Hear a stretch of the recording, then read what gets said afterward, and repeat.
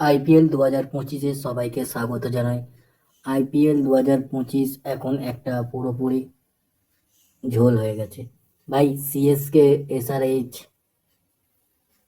KKR এইসব টিমের বাইরে চলে যাওয়ার পর কাল দিল্লি ভার্সেস মুম্বাই ম্যাচে সবাই ভেবেছিল হয়তো দিল্লি জিতে যাবে, 182 রানের মতো চেস করে নেবে, কিন্তু তারপর একটা প্রচুর বড় মুম্বাইয়ের কামব্যাক দেখা গেছে।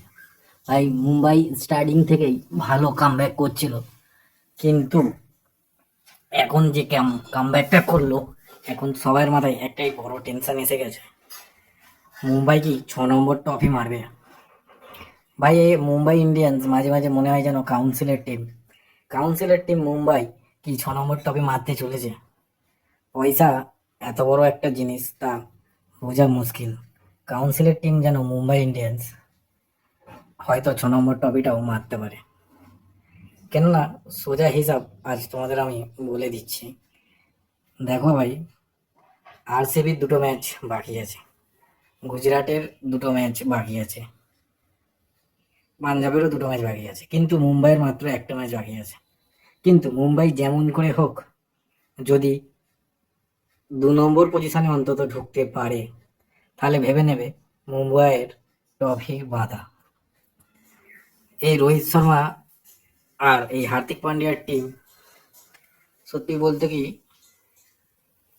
যা পারফরমেন্স দিয়েছে তা মাথা খারাপ করার মতো।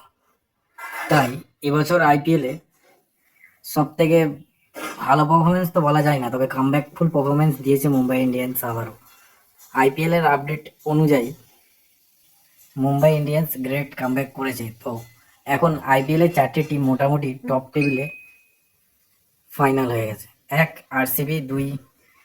এক গুজরাট, 2 আরসিবি, 3 পাঞ্জাব, 4 মুম্বাই, এদের মধ্যেই হয়ে গেছে টেবিল টপ 4।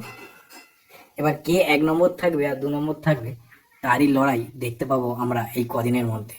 তবে হ্যাঁ ভাই, এইটুখানি বলতে পারি, মুম্বাই হলো কাউন্সিলের টিম, যেন মনে হয় ওরা যদি মনে করে তো হয়তো 6 নম্বর টপেও মেরে দিতে পারে।